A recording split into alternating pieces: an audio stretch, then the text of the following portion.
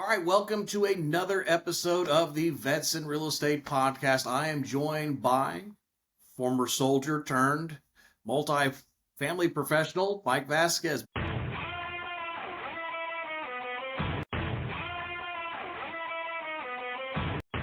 Mike, welcome to the show, and thank you so much for joining us and being willing to share your journey. Yeah, awesome. Well, thanks for having me, sir. Yeah, so tell me what'd you do in the Army? So in the Army, I had two MOSs. So I was a 12 November, which was a horizontal construction engineer, and then essentially I was attached to a 12 Bravo combat engineer. So I ended up getting dual MOSs and being deployed with my combat engineer unit in Afghanistan. Okay. And was real estate always the dream while you're in? Like what did that look like? Was that always the dream, I guess, with engineering, maybe some construction background and thinking? No. So yeah, great question. No, the short answer, no. And I did things a little bit differently. So I already had a career before I joined the military. So most people get out of the military and or get out of high school and join the military. So I think I did things a little bit differently. I already had a career, and then I put that on pause and went into the military because, for context, I was initially, after after high school, I wanted to always serve my country, and at the time, I wanted to pursue being a firefighter in California. In California, it's really highly encouraged that you get a paramedic license to get hired because it's very competitive, great pay, great retirement, great benefits. So that was the goal initially. And when I went to the recruiter, I was like, yeah, I want to get my paramedic license. So I'll go in as a medic and come out civilian, then I'll have a paramedic license. That didn't happen, and I didn't realize that at the time. Like, I went through ASVAB, did all that, and I was really ready to sign, and that didn't happen because I asked the question. I said, wait, I just want to make sure before I sign that I'll come out civilian as a paramedic, a licensed national registered paramedic. And they said no, and you would be an EMT. I'm like, I'm already an EMT. This is so I didn't sign. I put that on pause. I didn't join the military. And 9/11 happened. I became a fireman. And about 7, 8 years into my journey, I was like, this is the dream. Like, I'm making great money. I'm single. I'm living at the beach. Like, I had this wonderful life, and I just wasn't fulfilled. And we're still at war, war on terrorism, global war on terrorism, Afghanistan, Iraq, all those conflicts were still happening. And, we can go into a little bit more, but I ended up joining the Army and doing a little 5-year stint in the military. Okay. And then so you obviously did things a little bit differently. Yeah. You went back as a firefighter once you got out. Yeah. Was that the plan? You did your time and Yep. Went want to go back back, and do the did dream? public service. And then I realized, after being in combat and being a first responder, that it wasn't for me anymore. Not just the physical wear, but the mental wear. As veterans, we carry a lot of this, especially combat veterans. You see a lot, you do a lot, you experience a lot, you're always on edge. And I realized that transition back into the civilian world, even though I was a first responder, I just wasn't feeling right. And I didn't know at the time, but I was experiencing all this internal damage, mental health, and all this stuff that I was like, no, I'm fine. Like, I can get through this. And yeah, so a lot of undiagnosed, and I was just trying to, fight through it and have a career, became a family man, kids, and I knew I needed to transition out of public service. I already had I kind of dabbled in real estate at the time, but I wasn't savvy. I didn't know about investing. I didn't know anything. And it wasn't until I moved to San Antonio in 2018 is when I really started pursuing real estate. Okay. I think it's interesting you're talking about the kind of mental health aspect and I think culturally maybe it's just an army thing because I kind of felt the same thing was like you can't go ask for help or at least not at that time. I know the Yeah. army's tried to do a whole lot more. The DoD Hmm. went through whole resilience training and all that kind of Yeah. stuff. I think after you and I got out, but I think that's a real struggle that many when they get out kind of realize that oh God I'm not right. Yeah. Um, and I guess when everybody else around you is damaged, I guess that makes sense. It feels normal because everybody deals with it. I don't mean damage as a negative, but I mean, Yeah. that we're all going through the same thing, so it feels like it's normal. Um, You absolutely right. You know, when you're in there and you're, I call it embracing the suck. You're with yeah. your fellow team members, whether it's the fire department, police, first responder, or the military. You have a sense of camaraderie. Like we Mhm. all experience that together. Whether it was a large fire or a tragic incident, we're all embracing that together. So we have each other to kind of lean on. And when you're in the civilian world, I didn't have an identity. I was tribal. Uh, and in the fire department, in the military, we have a uniform, we all look the same, we're experiencing the same. I come out civilian, I'm an island, I'm by myself, and I'm like, who do I ask for help? Who can resonate with me?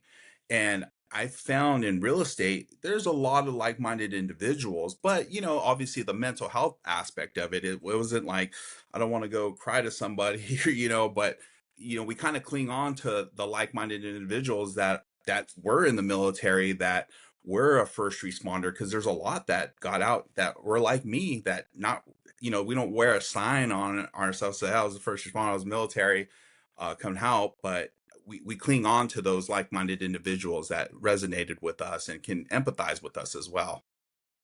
So you mentioned that you were on an island. I mean, what were you able to do? I guess because I think that's a we've heard this before. Yes. Uh, what were you able to do? I guess as you're kind of transitioning careers, Yeah. transitioning, moving from California to San Antonio. What were you able to do to kind of help not be on the island? Yeah, so great question. I I actually went to, I started going to the VA. I had a, so for context, back home in California, I had this, I worked with this Marine recon guy, a former Marine, and we were talking, and at the time I had no idea about disability or that, you know, seeking help, because I think we can, you know, not to bash the VA, but it's a place that we don't like to attend to. We know there's so many hurdles, seeking help. Like, oh, you got this, and it's a checkbox. Oh yeah, okay. Here's 10 medications, and you hear those stories, or just to get an appointment. I mean, when I was in California, it took me 9 months to get an appointment, and I just didn't even bother. And I worked with an individual at the fire department, and you know, we would share stories. And again, it's that camaraderie. It's that, you know, he was in combat, I was in combat, and we just talked organically. And he was starting to share stuff, and I was starting. And then he was like, "Hey, Mike, like, what's your percentage?" And I'm like, what percentage? What does that mean? And he's like, Mike, disability. Like, dude, you're going to the VA, right? You're getting help. And I'm like, absolutely not. Like, why? I'm like, I'm good. And he kind of, that's kind of sparked that in me, and I was like, do I need to go seek help? Should I? And it wasn't until I moved to Texas where I was able to get into the VA pretty quick and start that path of getting help. And then I started seeking other outside resources, mentorship, and other organizations, which led me to start Guitars for Vets, which is a nonprofit organization that's nationally syndicated. There's 163 chapters. I'm actually the founder, and I started it in San Antonio, Military City, because I needed another outlet to kind of, you know, help with the therapeutics part of that. So yeah. Yeah. And you kind of talk about the mindset in there. I know even for me, the idea of going into disability rating, I I was what I was maybe not even 30, maybe just barely 30. I still work. I'm still fine. Yeah. I don't need that's for the old guys that need the Yeah. walker and all that. And I had honestly, it was my dad that said, "Look, you're getting paid for the time that you're not gonna be able to work later. This is to help build Yeah. later." And for me, like I felt like a leech for a little bit, Yeah. until kind of realizing that, oh yeah, I may not. And for me, we just had a baby. I couldn't bend over into the crib to pick her up, and she's sitting there crying, and I'm over here like grunting and almost crying myself, trying to pick her up out of the Yeah. crib because of back issues. And I think it was at that point I realized quickly, I was like, oh God, I may not function for the next 5 years. I may not have the vitality I have Yeah. now. And I mean, I'm assuming you struggled a little with the same idea. 100%, 100% will. Like you're spot on. I was like very like res- I resisted it because I only did one tour. I only did 5 years. I'm like, I'm seeing, you hear the stories that, the special for I'm like, those are the hero. I'm nobody. And I was very reluctant to go to the VA and seek that assistance. And once I got awarded, I'm like, I had this like, I didn't know. I was like, man, do I like am I stealing? I just had these like thoughts like I don't deserve this. And like you said, it was, you know, the later on somebody spoke to me about that and it's like, hey man, this is later on in life and and shortly after I was awarded, I had a job related cancer. I had all these medical problems that also sparked up. Uh, and I was like, holy crap. I physically can't do the job of firefighting anymore. I can't physically do the job. So besides the mental part, the physical part started creeping up on me. And that was like the God sign saying, okay, you did your time. I did 17 years as a firefighter, 5 years combat, or as a in the army, and I think that was my sign to say, "Hey, now we got to go shift gears into being an entrepreneur," and that's kind of when those doors opened for me. So let's talk about that shift into entrepreneurship and into real estate. What was it that drew you to real estate? I know you mentioned that you were kind of dabbling a little bit here and there, but Yeah, out of all the things you could have done, why real estate? yeah. So another great question. Yeah. So when I moved here, I moved here, no job, no house, and I was like, what could I possibly do? I referred to myself as a dumb fireman, and and I said I don't have the entrepreneur, I don't have the business mindset. I don't. At the time, I had an undergrad degree, but I didn't know what I wanted to do, and we had a couple of rental properties, but we had nobody kind of facilitating that. And I noticed my wife's family, all of them that are here, all had multiple properties, and my father-in-law has a construction company. He's a general contractor, and he has a portfolio. And I'm like, who are we using for our real estate? Because we would go look at houses, and I'm just like, I could do this. And so I got my license, and I didn't understand the transactional part of it because I've owned homes before, but I just didn't know the other side of the coin. And then I realized pretty quickly that there's multiple avenues in revenue in real estate. It's not just buying and selling properties. There's so many, like, again, like most of your guests, like there's so many things that you can tap into. And I was just like, wow. And I started having this fulfillment when I was helping at the time. I started with small investors or first time home buyers. And the fulfillment I got out of that was kind of like the fulfillment I got in the fire department, saving lives. And I tell people, like, I got more fulfillment from helping people get that first home or that first investment, because they're like, Mike, I can't believe like I was able, you helped me get this, and generational wealth. Because I say that because in the fire department we were obligated to be A game all the time. That was our job. In real estate, as a business owner, entrepreneur, independent contractor, I don't know if, like, yeah, we have standards among ourselves, but I feel like it's like, I don't know how to articulate this correctly, but you could throw a rock and hit a real estate agent, right? And for me, it's just I had that obligation to be stellar, to learn the market, to learn the product, and to learn my clients and foster those relationships where they trust me to, like, hey man, we're doing this and I'm doing this with you. And I was able to, mission accomplished, and it was like a great feeling for me. And I didn't think I could supplement that feeling I had fulfilling as, first responder and military when I came into the real estate side of things. And it was great. um but yeah, and then I started scaling up and things happened, and that's how I got into commercial. Okay. So you Yeah. started on, I mean, selling homes, and then did you realize eventually that homes weren't for you, and you kind of focused more the commercial route, or was it just you saw dollar signs? What No, what? no, what the complete opposite. The complete opposite. It was more of like I started scaling with my investors and clients, and realized that, they started going from like duplexes to fourplexes, and then it was like small multifamily apartments. And then starting reading financials and talking to syndication people, hedge fund, like all these types of investors. And I was like, holy crap. Well, one, I'm scared to death. Two, I'm not great with numbers. And three, I was like, I have to get good fast. How do I do that? How do I level up? Because listen, like, I'm not going to tell people I don't know everything and I don't fake it till you make it. I'm more of like, I need to learn the product. I need to step my game up and I need to do it fast. And I know, again, the great thing about being in the military, first responder, we have a certain type of work ethic.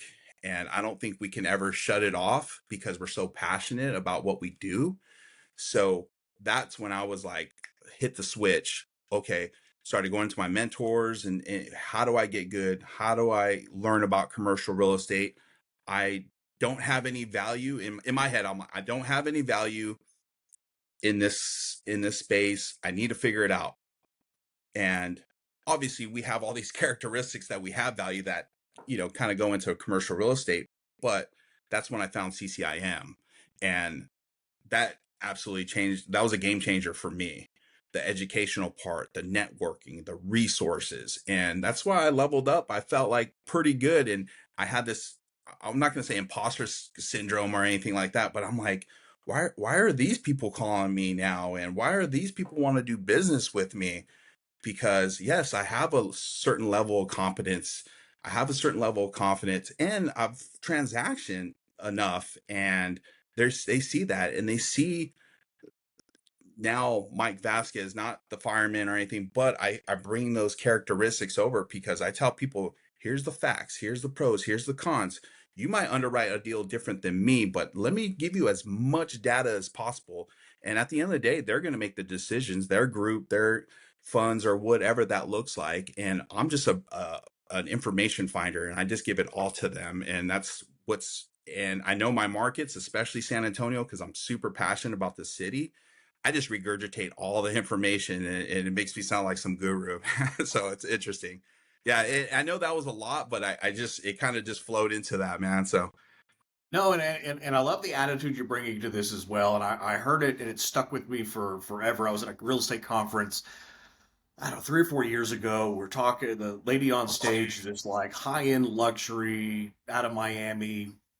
She subtly dropped that she did so and so's, house, and this basketball yeah, player, that celebrity, and just kind of subtly dropped it. And here at anybody who, I mean, she's literally doing some of the most famous and wealthiest people in the world doing their real estate. And she said something, and what you're saying reminds me exactly of how she said it, when she goes, what real estate agents forget is that we're not the star of the show, we're the help. hmm, Job is to get them what they want, to give them the information they yep, want. I've got to be the help. And the moment I forget that I'm the help is a moment that I can be replaced. And you kind of articulated that mindset right there. I'm giving them all the information. I'm regurgitating what's out there. Really, you are the guide. You're the one that's helping them in that journey. yeah. No, yeah, and I take a lot of pride in, in that sense because they're coming to me for information. Because again, they can Google commercial broker, and I'm not going to be the first person that's going to pop up there. So how am I going to stand out to these bigger, larger firms as an independent commercial broker now? And it's like, what value can I show to these? Whatever these corporations or these small business owners, how do I stand out in a market that, a lot of these larger firms get, they get fed these deals, these portfolios, and how am I going to beat those? Well, listen, I see the gaps when I got into commercial real estate. I see what's the stigmas that are out there because I'm that commercial broker. Yeah, I separate work-life balance, but I'm also the one that works nights. I'm also the one that answers his phone when applicable. And I also work weekends, which most commercial brokers, hey, they got it like that. I'm not credible enough to have that. So as I start growing and being more in that space, that's what separates me because I won't name any firms or anything like that, but you're going to get a relationship with me. And that's what you get in most commercial. When I talk to people, yeah, I'm the listing broker on this. Wait, you're Mike. Oh, hey, what's going on? I need XYZ property. I was just looking at this, but I really need help in this space. And now I foster those relationships. And, obviously I do a bunch of other stuff like the content. I've been really kind of prioritizing that and trying to make my mark. Like, I mean, I know you're a big influencer, but yeah, I'm trying to get in that space as well. No, and I think your content, honestly, when I'm sitting down with my team going like, what does our content need to look like? I'm like, it needs to look like Mike's. Like we need to start doing more like what Mike does. And what I will say is you have been, here's my guy, here's what I'm doing. Like I've loved the fact that you're just like, everybody needs to rise. All rising tide, right? All Raises all ships. ships, Yep. right? And I've still yet to call your guy. He's saved.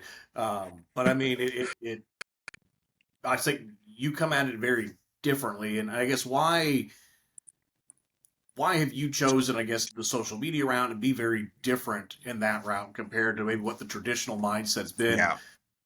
Yeah. No, yeah, that's great.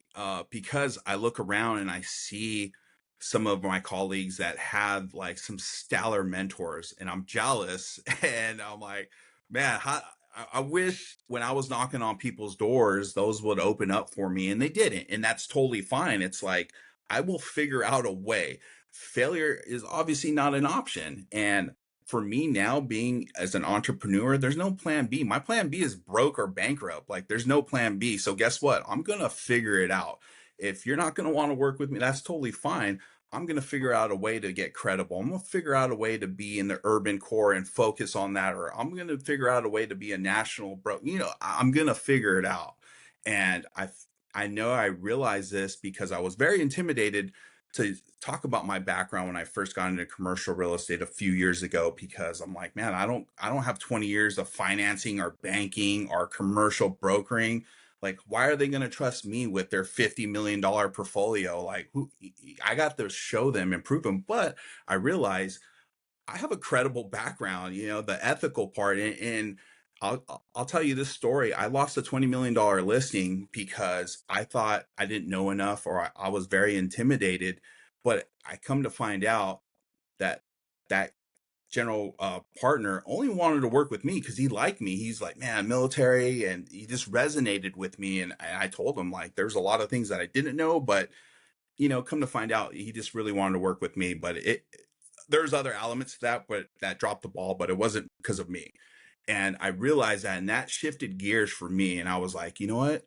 I'm doubling down on my veteran first responder background. I'm just using that as a catalyst to now, have a certain level of competency and doing all the educational part of that to supplement, the ethical part, my work ethic, all that stuff. So that's what's really helped me in this space.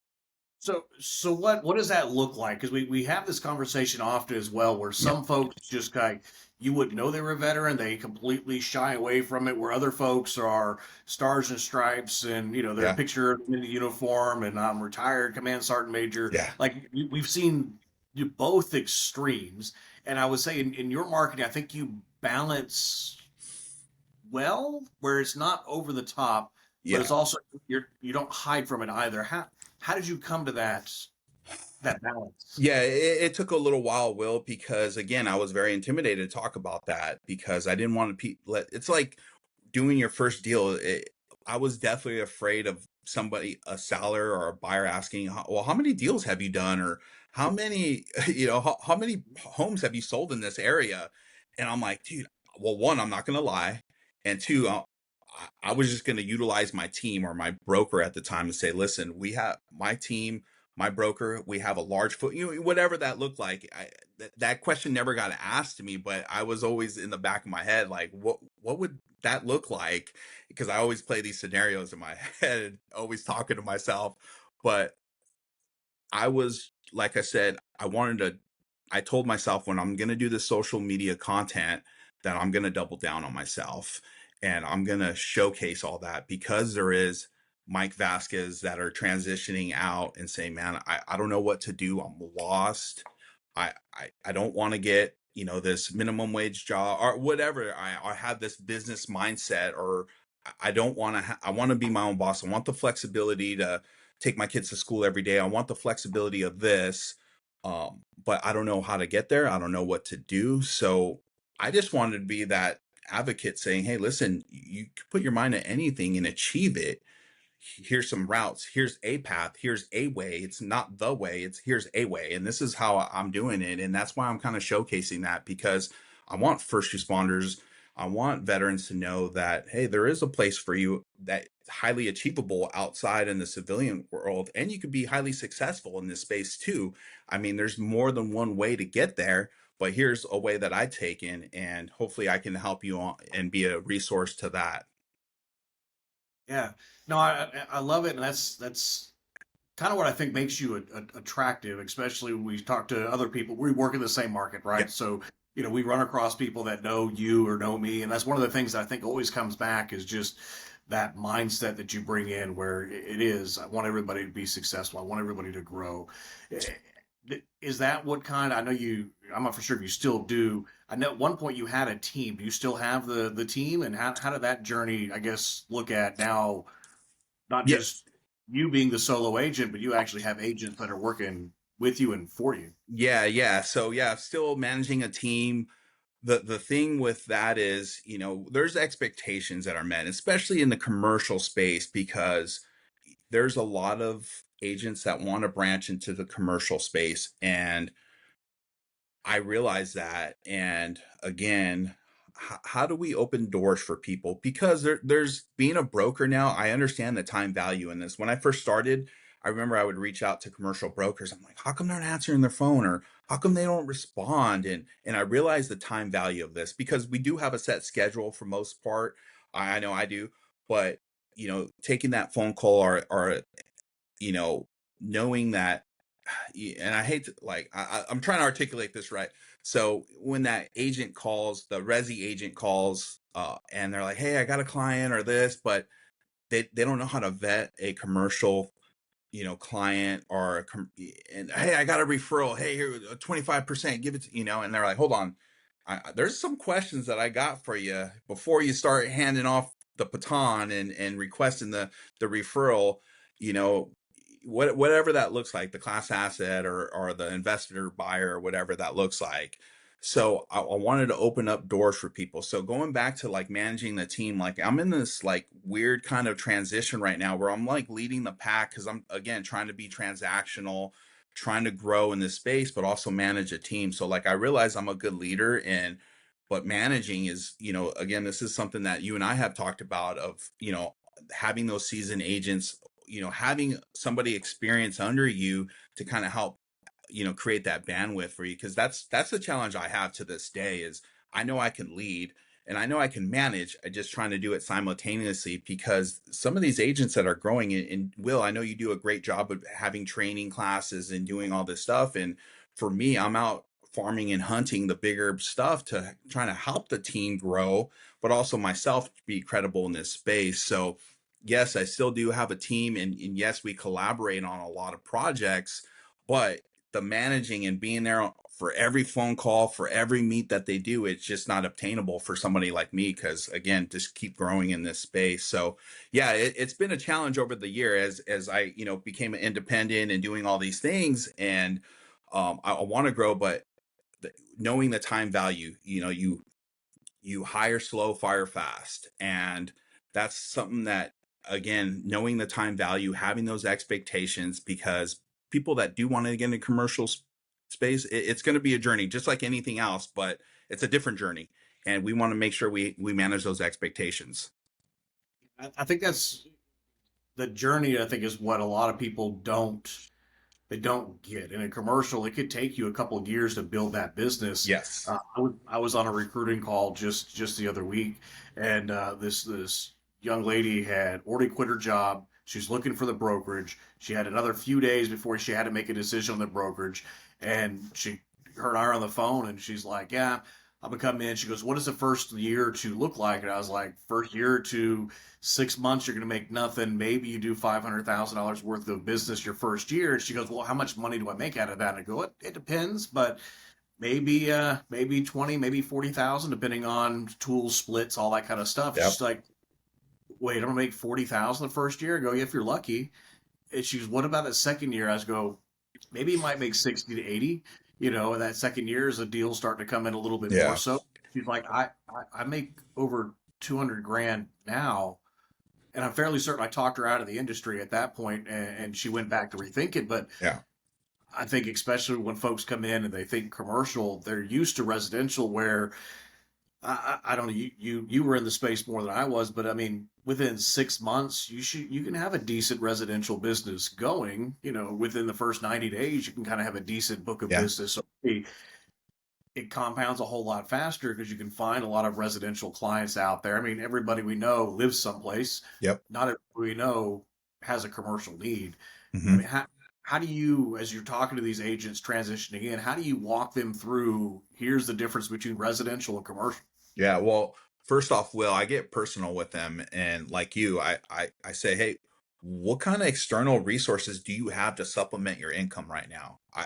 That's like right off the cuss, because you will starve, and there is a certain type of and somebody told me like it takes 3 to 5 years to really kind of get going in commercial, and it's funny, right when I hit my third year things started coming on my plate. And luckily enough, in my first few years, I already got my, portfolio for my CCIM and stuff. So I was thankful enough that I was able to do something like that. Because looking back, and especially in a market like this, where man, it's a grind. It's definitely a challenge. So I get personal with them right off the get go. Because again, managing those expectations, I think it's vital, because I don't want to, over promise, under deliver. I want to be completely transparent with people.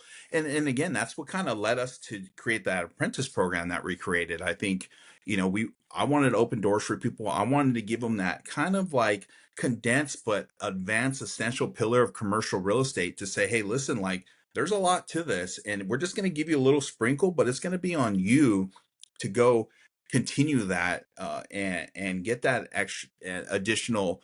Oh, well, there's a lot of education to commercial real estate, but you don't stop learning. And we just wanted to open those doors and see if this is something for anybody that wants to do it. So we're broker agnostic, and we open the doors for any individual that wants to even kind of like consider that space, because it is a challenge. The market now is a challenge, but more so in the commercial space, because again, you are dealing with corporations, you are dealing with business owners, you are dealing with savvy investors for the most part, people that know their stuff and they know their numbers, they know the markets probably better than you sometimes. And whether they're triple net leases, percentage leases, or their investment sales, or it's multifamily, they know the current vacancy in that market. They're very, I mean, these are people with a lot of money, and they know how to place it, and they want to see who they want to work with. So how do you stand out in a crowd like that? And again, I put that all out there for them, because there will be continuous homework. There will be, again, you got to have a passion for it, is what I really truly believe. So that's why I put that in my core values: passion, purpose, selfless service, because I wake up like I don't have a job. I wake up on my own business owner. I wake up as like, how am I going to stand out today, and how am I going to help others get better? And that has just floodgates have opened for me because of that mindset. So yeah, again, having those conversations, getting personal, because I want to set them up for success. Yeah. Yeah, I'll say I've been lucky to have a handful of conversations over my career as well, where somebody's like, "I'm gonna get really personal. Well, how much savings you got in your bank account?" Yeah. Like, well, rude, but they were fair conversations. Look, you're Yes. trying to go into something that is going to take you a grind. Here's where it's going to be. Here are the struggles you're going to have. Yeah. And for me, I've bounced in and out of brokerage and corporate real estate, so I've kind of made that jump a few times, and it's vastly different coming from corporate into full-time brokerage, where I know for me, I remember we sat there and wrote checks, two, 300, $400,000 checks. And I was like, I did half the work on this. Like I can do this. I'm gonna jump back into Yeah. brokerage. And I realized like, oh yeah, I've done this amount of work for 8 deals and finally got paid on one. Yeah. This, this is totally different. Absolutely. Absolutely. High risk, high reward though, right? Absolutely. So So as we start to wrap up, the one question we kind of ask everybody is if they were to go back and know what you know now, it was starting this journey again. Was there anything you would have done differently, or is anything you would have kind of said, "Hey, the Mike so many years ago, 2018 Mike, what would you have yeah. done differently, or what would you wish you would have learned faster?" Man. I should have prepared for that question, Will, because I knew you were going to ask that. And again, these scenarios that always play in my head. But honestly, just looking back, like I'm super thankful of my journey. I'm super thankful of my background and getting into, real estate, but more so San Antonio. The city has truly saved my life. And and that's why like I feel like so in debt to the city. I have good credit, but I feel like I'm in debt to the city because it's embraced me and it's allowed me to be a business owner on something I never thought in my life I could ever achieve. And now I'm sitting at these tables, and again, it goes back to like, man, like, oh, like me, you want to talk? And I'm here. Like you invited me. Like you want to work with me, but one thing I would probably change, or if I know now, is the coaching for sure. Being a business owner, having a schedule, working by a calendar, that's helped me now, with on the business side of things, because there is expenses, there is overhead, there's all these things where I'm like, I didn't set it up, learning about tax strategies and CPAs, having all that business side of things tightened up. Because I remember the first couple of years doing my taxes, I'd come in with a bag of receipts, and at the time I'm like, $300 to pay for my taxes, and oh my gosh. And now you have a CPA, you have a bookkeeper, and but you see the benefits in having a real estate portfolio and all these things, and how like everything's all separate. So having those business uh, logistics in place, because I didn't know any of that getting into real estate. I didn't know about S corps and entity. I didn't know anything about that. So that's something that's helped me propelled and separate. Not, we always talk about commingling funds and all this stuff, but that's helped me on the business side of things, because I didn't have that business literacy. So I think, getting education, and I tell people now, they want to get into commercial, I gear them towards CCIM. I'm super biased. I don't even have my designation, Vancouver, hopefully October. I'm sitting, but yeah, buddy, I hope I'm on day one, but no promises.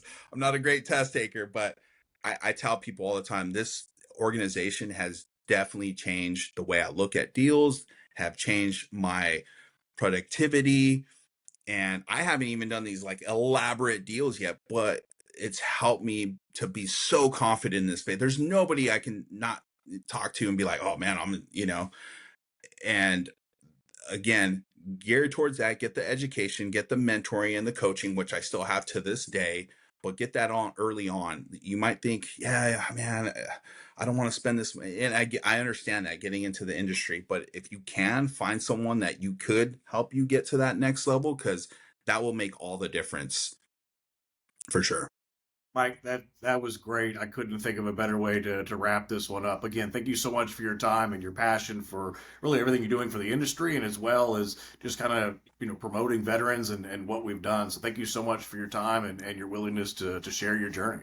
Yeah, no, thanks, Will. I appreciate it. I will leave you like this. One thing I will promise the city is that we will turn Military City into Military City, and it's going to look a lot different and in a positive way. Again, the veteran community, we embrace you, we love you, and again, I'm looking forward to all opportunities here to include the veterans in this.